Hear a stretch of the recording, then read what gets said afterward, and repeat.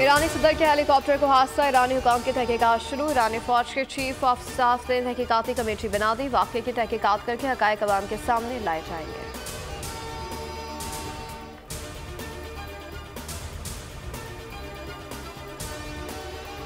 Helicopter हादसा, सरबराह ईरानी disaster management के मुताबिक हादसे में तमाम लाशें काबिल शिनाख्त हैं। लाशों को DNA की ज़रूरत नहीं। सबसे बेहतर हालात में आयतुल्लाह मोहम्मद अली अल हाशिम की लाश मिली। हेलीकॉप्टर हादसे के 1 घंटे बाद तक आयतुल्लाह मोहम्मद अली जिंदा रहे। हादसे के बाद आयतुल्लाह मोहम्मद अली ने सदाती ऑफिस फ़ोन किया।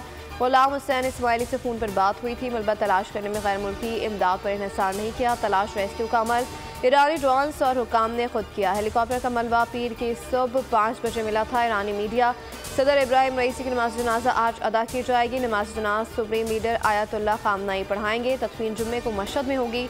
ईरान में 5 रोज़ा सोख का ऐलान, कौमी परचम सड़ने को। ईरान के अबूरी सदर की ज़ेर सदारत आला सतह इजलास पार्लियामेंट के स्पीकर और अदलिया के सरबराह की शिरकत। ईरान में सदाती इंतखाब 28 जून को कराने का फैसला। सदाती उम्मीदवारों की रजिस्ट्रेशन 30 मई से 3 जून तक होगी। इंतखाबी मुहिम 12-27 जून तक चलाई जाएगी। इब्राहिम रईसी के रमनाक वफाक के बाद ईरान की सदारत नायब सदर मोहम्मद मुखबर ने संभाली। अली बाकरी कायम मकाम वज़ीर ख़ारजा मुकर्रर। ईरानी सुप्रीम लीडर आयतुल्लाह खामनाई का खराज अक़ीदत का। इब्राहिम रईसी ने ओहदा सदारत को पूरी तरह अवाम, मुल्क और इस्लाम की खिदमत में गुजारा।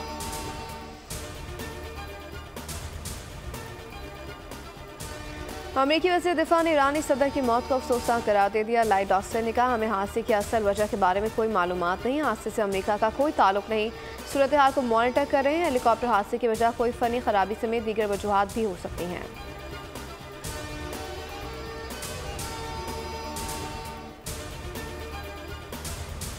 मुल्क भर में गर्मी अपने जोबन पर, कराची में सूरज आग उगलने लगा। दर्जा हरारत 48 डिग्री सेंटीग्रेड रिकॉर्ड किया गया। सिडनी 48 डिग्री सेंटीग्रेड के साथ मुल्क का गर्म तरीन मकाम रहा।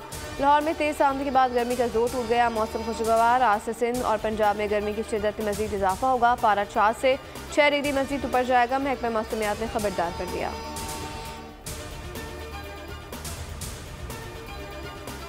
पाकिस्तान और IMF के दरमियान पॉलिसी के मुज़ाकरात आज होंगे। IMF वक्त की क़यादत नेथन पोर्टर और माशी टीम की क़यादत वज़ीर ख़जाना मोहम्मद औरंगज़ेब करेंगे।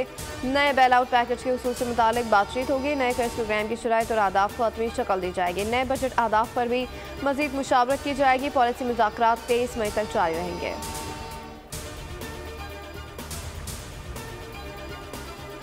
और अवध साल 14 से 19 जून तक मनासिक हज अदा किए जाएंगे। सऊदी वज़ारत हज उम्रा के मुताबिक उम्रा परमिट सिर्फ उन आज़मीन को दिए जाएंगे जिनके पास हज परमिट होगा।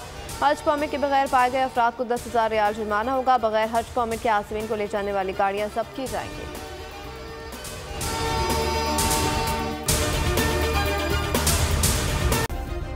सब्सक्राइब करें और बेल दबाएं ताकि कोई खबर रह न जाए।